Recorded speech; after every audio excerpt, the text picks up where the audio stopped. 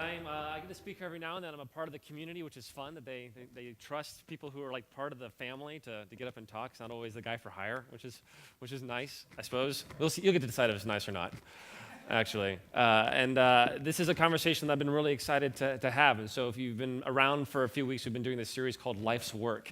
And I'm going to stand because I don't know about you, but I had a long weekend. Anybody have a long weekend?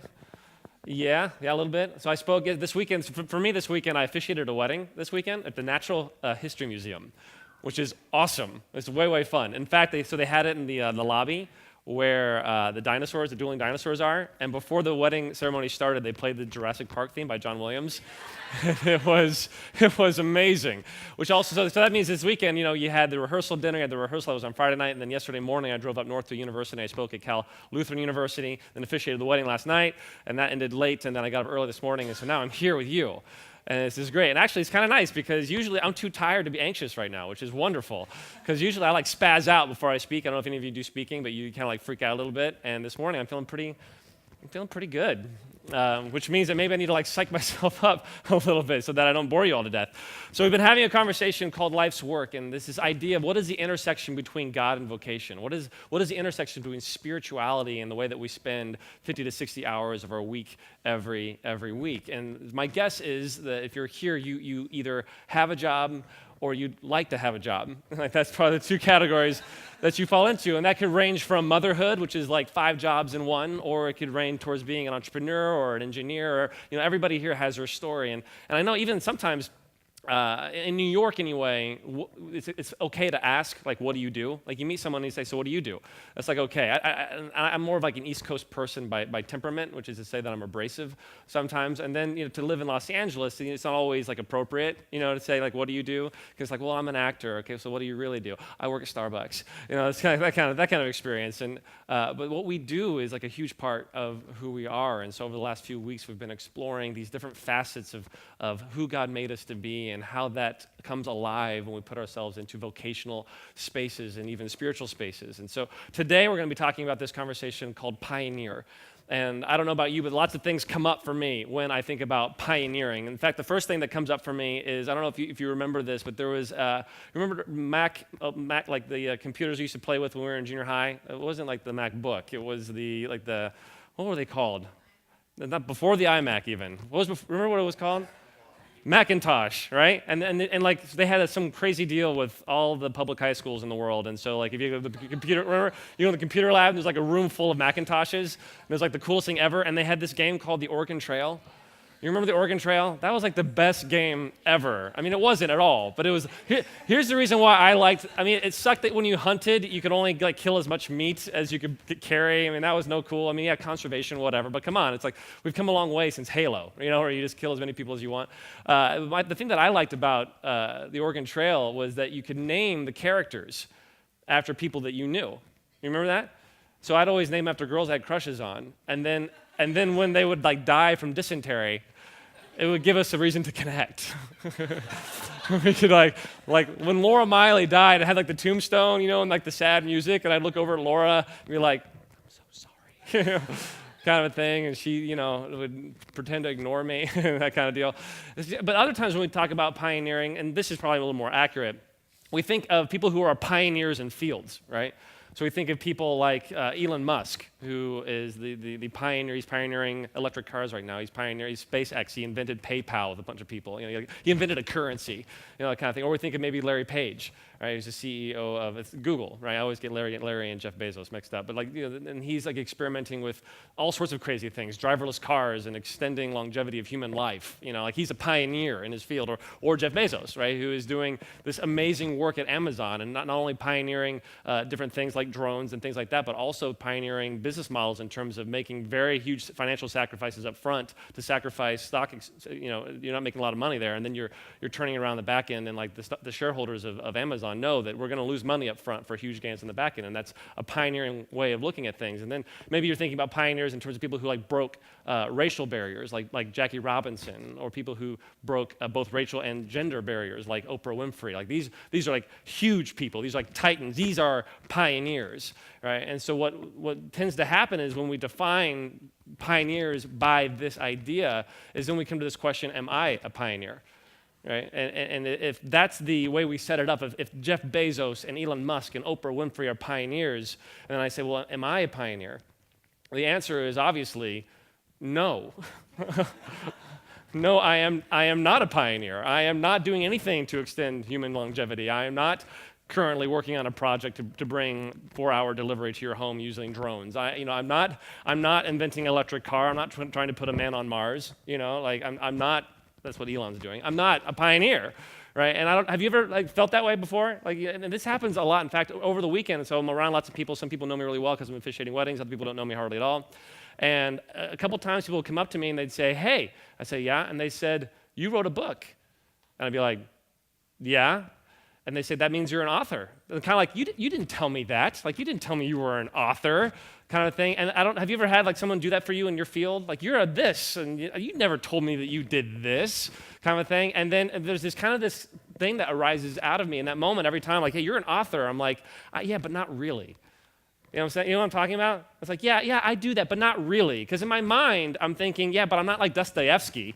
I didn't write Crime and Punishment. I didn't even settle for Twilight. There's 50 Shades of Grey. I'm not. Those are authors. I'm not an author. And then one person got mad at me and they said, "If I go to Barnes & Noble right now, is your book there?" And I said, "Yeah, it probably has a lot of dust on it, but it's there." And they're like, "Then you're an author." And it's like, yeah, I guess you're right. And this comes up a lot. In fact, oftentimes when I'm working with people, this comes up, especially with the idea of leadership. I meet so many people, men and women, who say, "I'm not a leader." And maybe you're thinking that this morning. They say, "Hey, are you a leader?" And you say, "Well, not really." And what's fascinating to me is when I meet husbands who say that. I'll meet men who say, I'm not a leader. I'm not. I'm like, "Are you married?" And they're like, "Yeah." Then you're a leader. And I meet women who say, I'm not a leader. I'm sorry, are you married? Then you're a leader. Or stranger still, I'll meet parents who say, I'm not a leader. You have kids, right? Then you're a leader. And what tends to happen is we define these concepts in huge strokes. And what tends to happen is we start to invalidate who we are by things that we're not. So if I'm not Steve Jobs, then I'm not a leader. If I'm not Elon Musk, then I'm not an innovator. If I'm not Fyodor Dostoevsky, then I'm not an author. And what tends to happen is we create these caricatures of other people, and then we miss out on what's actually inside of us. And so as we're exploring this idea of a pioneer, is it possible that you are a pioneer, whether you believe that you are or not? And is it possible that you've actually been made to be a pioneer, and that to be a pioneer actually reflects the image of God in you? And that's what we're going to explore this morning, just for a few minutes. In fact, because the idea of pioneering is actually indispensable to what it means to be a human being. In fact, nothing exists without being a pioneer. Did you realize that? Nothing would happen if it wasn't for pioneers. Right now, there are lights that are shining, and that's because Thomas Edison decided he wanted to create electricity or harness electricity.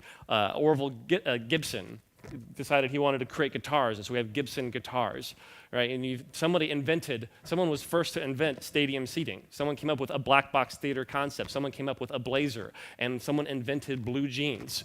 Right? These were all things, whether it's Smarties candy or a smartphone, someone went first and decided that was something that we needed in the world. And so everything that you see, in fact, you were once a glimpse in your parents' eyes, and now you exist because someone went first and then created human beings, which then create human beings and create gorgeous little girls who are sitting here and smiling at me when we're singing, which now she's out, which is probably a better experience for her. Someone went first. And here's what's fascinating about the idea of being a pioneer. The etymology of being a pioneer comes from this 15th century French word, and it's a military phrase. And what it means is foot soldier. So to be a pioneer is to be a foot soldier. To be a pioneer is to go first. That's the definition of a pioneer. And what would it look like if we started shifting being a pioneer from this extravagant thing about the breadth of a person's impact and started making it about the duration in which he chooses or she chooses to move?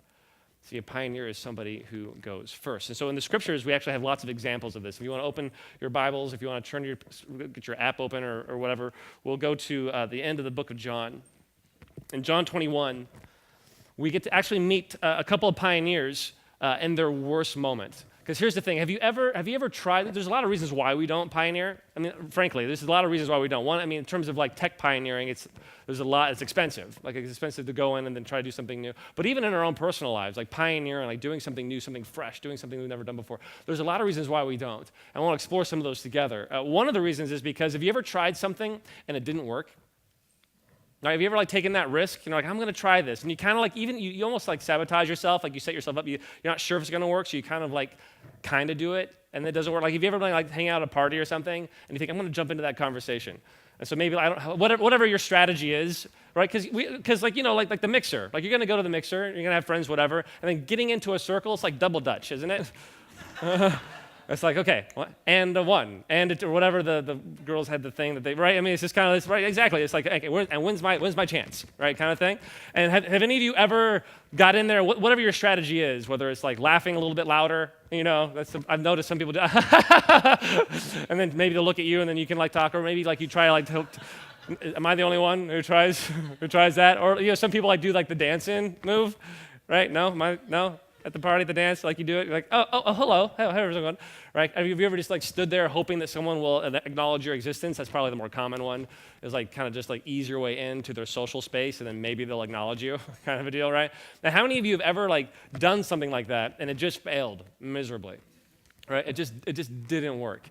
And then what tends to happen after that? I mean, a lot of times when we try something and it doesn't work, or even like you try something new with your spouse, like you like the husband gets flowers and he never gets flowers or whatever, and then like it doesn't go the way that you hoped that it would. It's easy like in your mind to think, well, I'm never going to try that again, right? It'd be like, well, that's enough of that, right? Or like you make the joke and no one laughs because you're trying to make friends. You're like, fine, I'm just not going to even try. I'm going to go over to this circle. And that's what tends to happen. And when we meet, there's a few characters we're going to meet in the scriptures. And when we meet them, they're in this moment of having tried something and it just didn't work. So if you look in verse 2, it says, Simon Peter, Thomas called the twin, that sounds like a Matrix movie, Nathanael of Cana in Galilee, and the sons of Zebedee, that's what James and John also called the sons of thunder, and two other disciples, and I think it's funny they don't get named, two other disciples were together.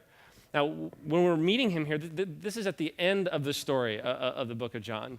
And we're meeting these men in a time when they went first. And these are men, Peter was known for going first. He loved going first with things, and we'll get to see him do some first things here in a little bit. But they went first, and they decided to follow this troublesome, this controversial, this perhaps hopeful rabbi named Jesus. And they thought just maybe he was the Messiah. Just maybe. And the word Messiah gets kind of commandeered by religious cultures. I mean, the idea of a Messiah was simply just a liberator. And in that time, there were lots of people who claimed to be the Messiah. Like Jesus, that didn't make Jesus unique by saying that he was the Messiah. Lots of people claimed to be the Messiah. And usually it was like they were zealots. It was like a political revolution. And then what would typically happen is a Jewish Messiah would rise up and they would get some followers, and then they would start doing guerrilla warfare and attacking people and having teachings and creating their texts, whatever. And then Rome would do what Rome does, which was send some troops in and just destroy them.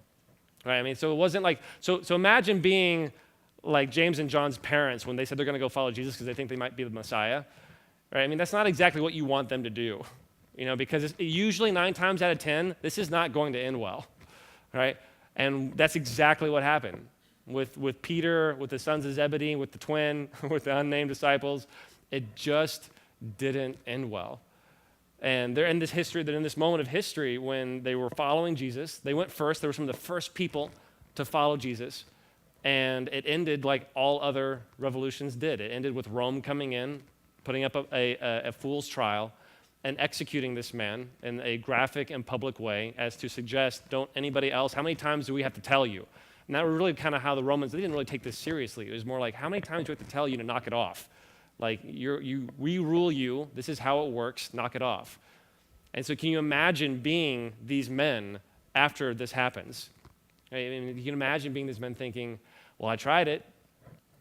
I tried it, and it just didn't work. And what tends to happen when things don't work in our lives is exactly what these guys did. So if you look in verse 3, it says, Simon Peter said to them, and this is an interesting passage. Simon Peter says to them, I'm going fishing. Now, this isn't like a Leave It to Beaver, or like the Andy Griffith show. Like they're going to go like tie a string on their toe. And like they were commercial fishermen. Like that's what they did for a living, right? So they're commercial fishermen. This is what they did for a living. And this is what they did before they followed Jesus. And so essentially what Peter is saying is, I'm going to go back to doing what I did before. And they said to him, we'll go with you. And they went out to the boat and that night, and they caught nothing. And this is common. So after the failed revolution, they kind of lay low for a little while, so the heat blows over. And it's like, let's just go back to the way things were. And here's what's fascinating about this. The human spirit is actually wired for this kind of behavior. In fact, it's a phenomenon that's called hedonic adaptation, or what some people call hedonic treadmill. It means that the human spirit, the way that we're wired biochemically, is we will continually seek out areas of comfort. We will continually seek out areas that are familiar, reoccurring thoughts, feelings, and behaviors. In fact, your brain is wired this way. You may not know this, but about 60 days after you're conceived, you get your very first neuron. Like that. And then over the next 90 days, that neuron multiplies over 9,500 times per second to create around 1.5 billion neurons. And this is about 60 days before you're born. About 60 days before you're born, those neurons start talking to each other. And they each make over 15,000 connections each, to where you have about 4 quadrillion neural synapses in your brain by the time you're 3 years old. When you're 3 years old, that's the most complicated your brain will ever be, which explains why 3-year-olds are crazy. Okay? By the time you're 15, half of those neural synapses are gone forever. And what remains is essentially your neural grid. It's the way that you behave. And Gallup has done a lot of research on this, and that's part of my work, and that's why I know this weird stuff. You're probably thinking, why is he telling me this? It's because what's remaining is what Gallup defines as your neural makeup, your talents, your naturally recurring thoughts, feelings, and behaviors. Now, what's really interesting about when you experience naturally recurring thoughts, feelings, and behaviors, it releases a chemical in your brain called dopamine. And dopamine feels good. It's what makes you feel comfort, it's what makes you feel love, it's what makes you feel peace. And you've probably experienced that before. How many of you, after you've been on a long trip, you get home, right? You put your suitcase down, and it's like, yes, I know where my toothpaste is. I know where the towels are. I know what my bed feels and smells like. I'm home. And there's this idea that you're actually kind of wired for this kind of space. Now, the challenge is when these routines, the challenge is when these neural grids, these routines turn into ruts. The challenge is when they stop being something that's efficient for us and they start being something that actually controls us.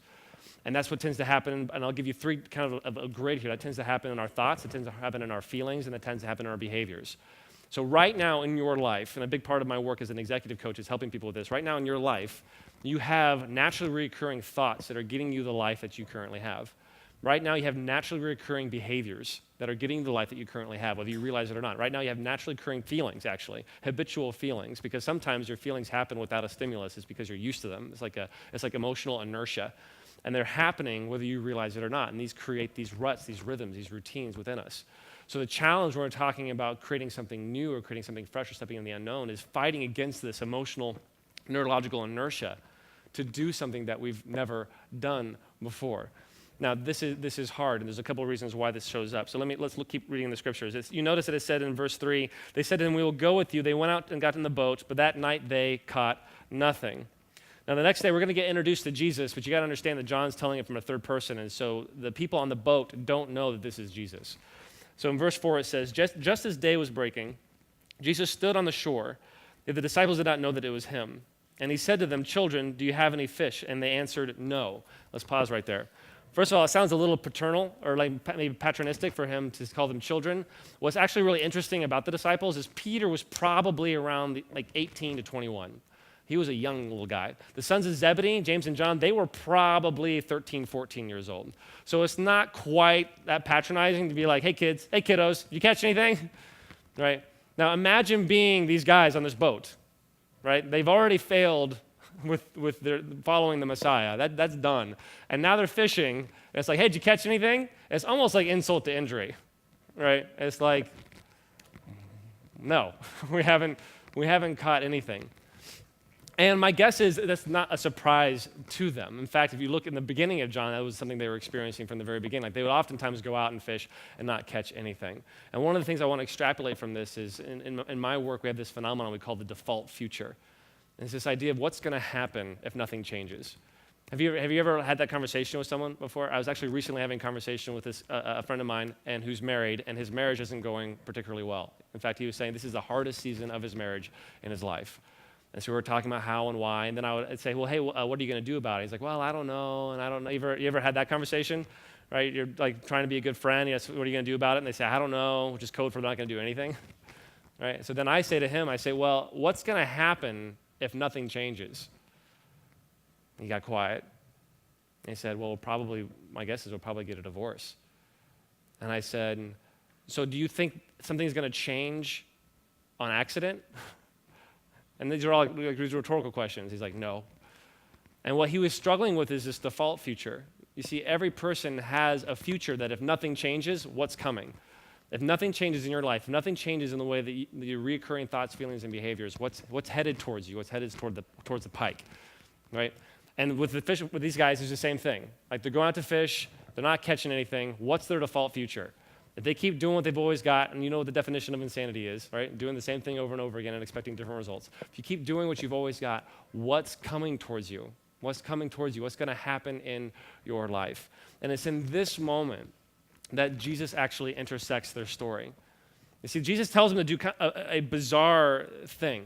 If you think about it, it's really strange. He says, cast the net on the right side of the boat and you will find some. Obviously. This is great fishing advice, by the way. If you're not a mariner, if you're not familiar with how fishing works, this is how it works. If you're fishing and you're not catching anything, just put it on the other side. And then you'll catch fish. So I don't know anything about fishing, which is why I think that's a good idea. Okay? And can you imagine being asked to do that? Imagine that you're talking to some joker on the shore and you haven't caught anything. You've been fishing all night, you're tired, and they say, hey, just toss it on the other side. It's like, no. I'm going to keep doing what I do. I'm going to keep doing what I've always done. And this is where I want to land this morning. And this is what has been speaking to me, and this has been how I'm experiencing God in my own life, is oftentimes Jesus will, whether we know that it's him or not, Jesus will invite us into what I'm calling micro-pioneering.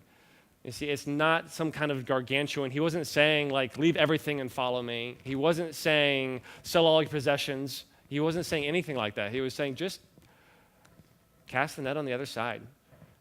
And see, sometimes Jesus invites us into doing small things that has disproportionate results. Sometimes Jesus invites us into, again, whether we realize it's him or not, sometimes he invites us into these experiences where if we just make a little change in our thought, if we just make a little change in our behavior, if we just make a little change in the way we're feeling towards something, unbelievable things can start to happen. And this has been true of my life. So if you've heard me speak a few times, I've talked about my parents before. The truth of it is, when I was in high school, I did not have a good relationship with my parents. Maybe a lot of you are the same. So when I was in high school, I would go days. We lived in the same house. I would go days without seeing my parents. And then when I went to college, I can count on one hand the amount of times I actually called my parents when I was in college. I mean, some people, when they go to college, they call their parents every day.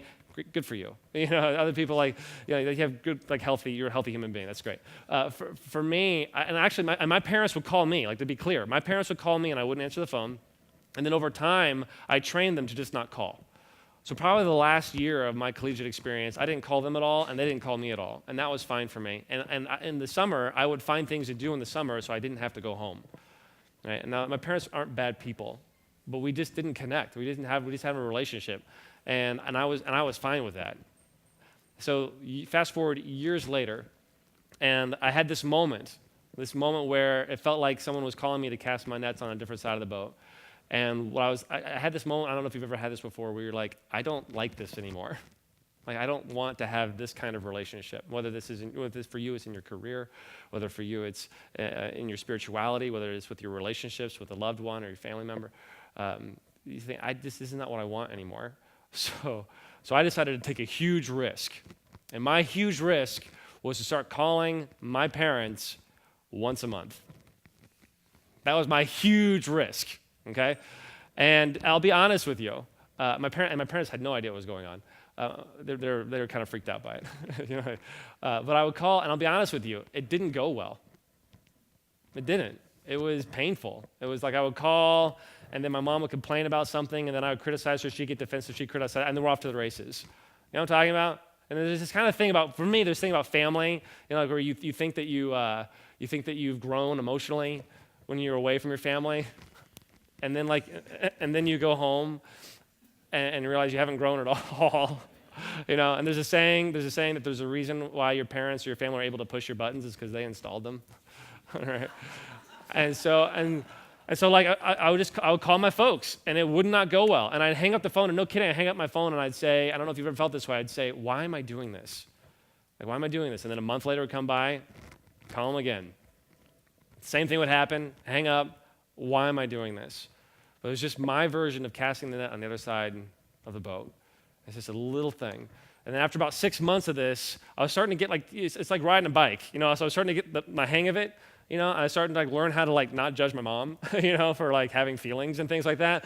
And so then we were having like a little bit longer conversations. So then I said, I was like, I'm gonna up my game. So then I said, I'm gonna start calling once a week. Whoa, right? These are not big deals, right? Started calling once a week, and it was not good. It was like, but it was clumsy and it was awkward and it felt sloppy and like my feelings are coming up and all this kind of stuff. But then after a while, the strangest thing, you could probably predict what starts to happen. The strangest thing started to happen for me is like I actually started learning stuff about my parents. I learned that my dad was retiring and that he has these multiple career ambitions, but he's kind of nervous because, he's never retired before. So he's stepping into this world. And I learned that my mom is dealing with her own stuff with learning how to exercise, and she started going to a Bible study, which is kind of cool. And she would like tell me like what she's learning at the Bible study with all of her girlfriends, and it was like kind of fun. I got to learn like who her girlfriends were and all this kind of stuff. And I got to learn that like grown people come and hug my mom in the grocery store because she taught elementary school music to them during the Carter administration, or whatever. Like it was, and I started to get to know like my parents, and I started to like care about actually what was going on for some of you, you're like, yeah, that's called having a relationship, But for me, it was new. It was new for me. And so then I was like, okay, I'm going to up my game even more. All right, so Thanksgiving is like the Super Bowl of familial dysfunction.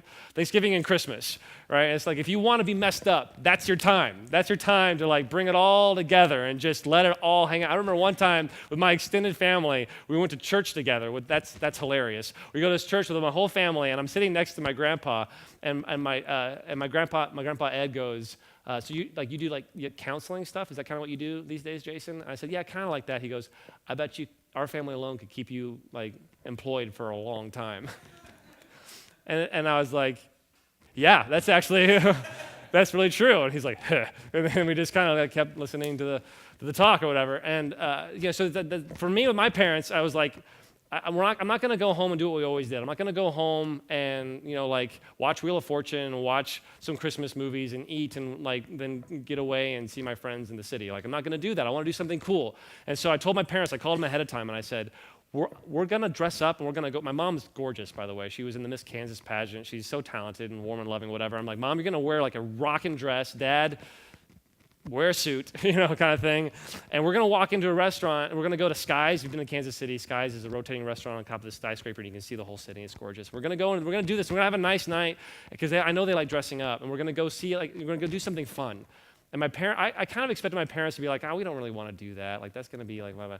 My parents, I kid you not, they said, you want to go out with us? And I was like, yeah. And so they got stoked. Right, and so I brought a suit, and my dad put on his suit, and my mom got all gussied up, and we went to Skies, and then we went and saw Monsters University in 3D, like downtown, like whatever, who cares, okay, like whatever. But we had a great time. So now I'm feeling like some momentum. Can you what I'm talking about? So now I'm feeling confident because the next holiday coming up is Christmas. So I look at my dad. My dad was a high school math teacher, which means he dressed like a high school math teacher, which means he's wearing khakis from like Reagan, wouldn't wear khakis like the way my dad wore khakis, and like Cosby shirts, which is unfortunate you can't use his name as a reference anymore. But anyway, like there's all sorts of like problems that are happening. And so I tell my dad, I'm gonna take you. We're gonna for Christmas Eve. For my present, because I'm a horrible gift giver anyway, I get my parents like books on how to be better parents. It's not a good thing. So I say my dad, we're gonna go shopping. Like we're gonna go clothes shopping. And we're gonna get you some nice clothes. You're gonna look sharp, you're gonna look good. And my mom, like moms sometimes do, she's like, oh, Craig doesn't care about fashion, kind of a thing. And my dad's like, shush, shush, shush. He's like, he looks at me and he goes, can we go to the Gap? And I said, Dad, be better than the Gap. So true story. So I convinced my dad, we go to J. Crew, okay? All right, we go to J. Crew, which isn't like the best thing in the world, but it's not bad. It's good. It's better than the Gap, right? So we go to J. Crew, and we walk in on Christmas Eve, and I didn't know how my dad was going to react to this whole process. I expected him to kind of be like shy and inhibited and like awkward because like it's not necessarily his space, like we're all these beautiful people. Why does it smell good in here? Like that kind of a thing. And we walked in, and he lit up like a Christmas tree, and the whole store got into it. Like people who were shopping there were like, what's going on? And they got into it. The people who were working the store were pulling jeans off in synchrony. It was like an episode of Glee. Like it was fantastic. And my dad's coming out and he's wearing layers for the first time. And like we're taking pictures and we're sending my mom, because my mom was sick at the time. Like we're sending her pictures and she's thumbs up, thumbs downing it, stuff like that. And we buy him all this stuff. And we're walking out and we're driving home. And it's cold. Obviously, it's Kansas City in the wintertime. It's cold. And it's Christmas time. And there's like Harry Connick Jr. on the radio. And it's quiet. And my dad says, hey, Jason, can I tell you something? I said, what's that? He goes, this is a guy who I didn't talk to at all in college. This is a guy who I did not have a relationship with for a large part of my life. Not a good one, anyway. Not the one that I wanted. And he says to me, thanks for being my friend. And I said, what are you talking about? And he says, he explained to me, he's like, I didn't have a good relationship with my father. He's like, my father was a workaholic. He was gone. My dad, my Craig Jaggard, my father, he actually was present. He coached me in football, baseball, basketball, soccer, he was a coach. Of course, I sucked at sports. So, but that was his way of like being present. And his father was MIA. Like his father was gone most of the time. And he said to me, Jason, I feel like if we were at a party, you'd want to talk to me whether I was your father or not. And I cannot tell you what that meant to me.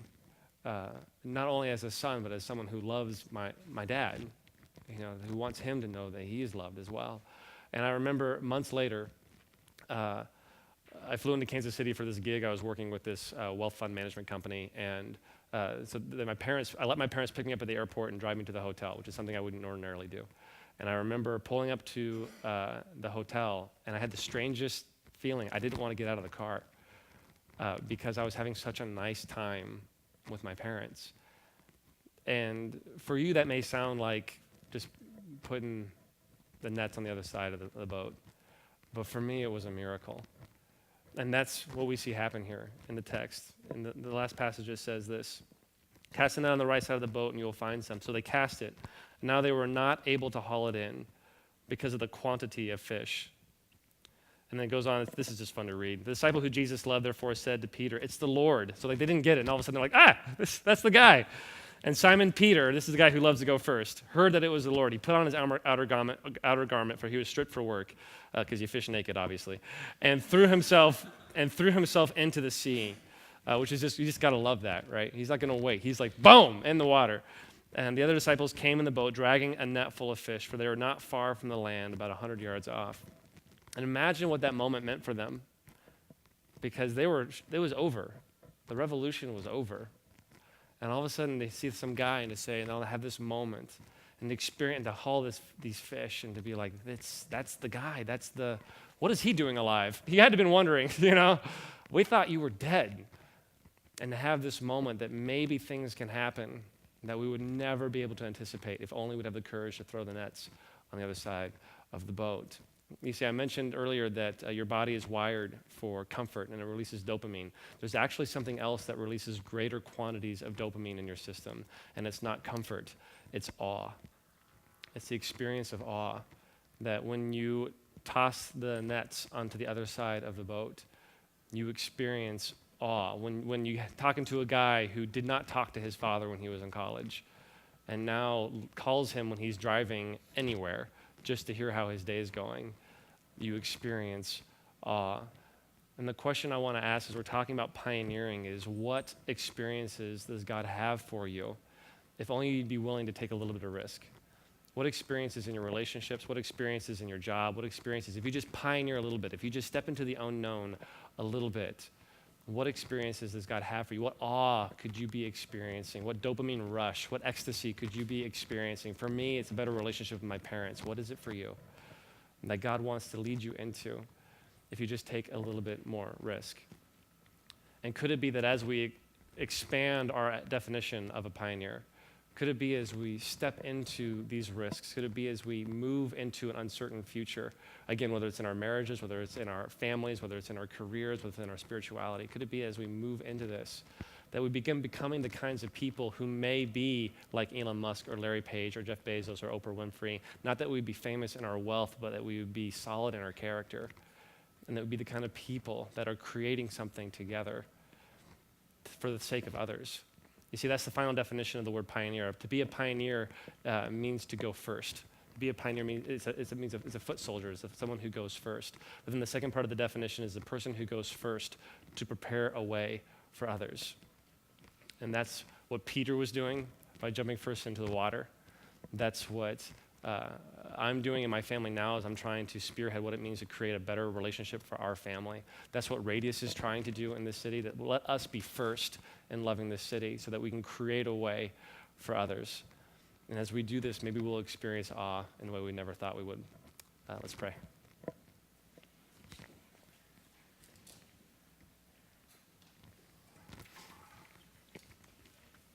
God, thank you so much for being a God of pioneering. Thank you so much for creating a space where we can have conversation to explore what does it mean to pioneer our own lives. And even now, there are people in this room who would describe themselves as in a rut. Whether they describe themselves in a rut with their jobs, whether they describe in a rut in their faith, describe they're in a rut in their marriage or their families, that you would even bring to our minds. What are the naturally recurring thoughts, feelings, and behaviors that are keeping us where we are?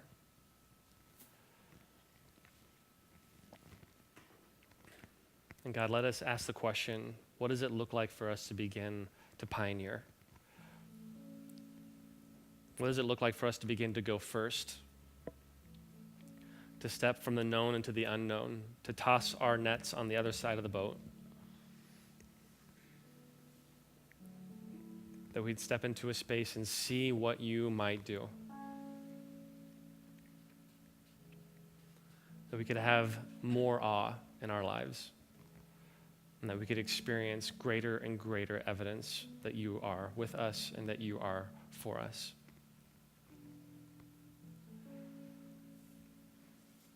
We love you. In the name of Jesus, I pray. Amen.